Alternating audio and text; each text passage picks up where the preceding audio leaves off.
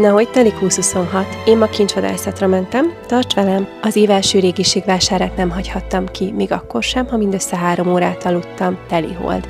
Más is álmatlan ilyenkor. Végre megérkezett az évszakhoz illő időjárás, és mivel aránylag korán indultam, a fitemet is úgy rétegeztem, mint a Szibériába készülnék. Mielőtt belevetettem volna magam a vadászatba, tettem egy kis sidequestet, megnéztem az adventi villamost, mert eddig nem volt rá lehetőségem. Még nem késő szavazni, hogy idén is a miénk legyen Európa legszebbje. Nem tudom, te hogy vagy vele, de én nehezen dolgozom fel, hogy nem csak az ünnepek rohantak el, de lassan már egy hete január van. Nagyjából 15 éve gyűjtök komolyan régiségeket. Egyrészt a 19. és korai 20. század iránti rajongásom miatt, másrészt a táncnak köszönhetően szerelembe estem az antik keleti ékszerekkel, amiket fotózásra és színpadra is viselek. A vásár egyébként most elég kicsi volt. Január van. Hideg, és mindenki kiköltekezett decemberben. Bár ez a vásár most nem nekem kedvezett, egy bácsinál azért sikerült pár apróságot bezsebelnem. A csillárkristályok és ékszerdarabok színpadi kosztümök díszei lesznek, a strasszos fülbevaló pár pedig tökéletes kiegészítő a mindennapokra. Remélem jövő hónapban nagyobb szerencsém lesz. Te szoktál régiségvásárba járni, gyűjtesz valamit?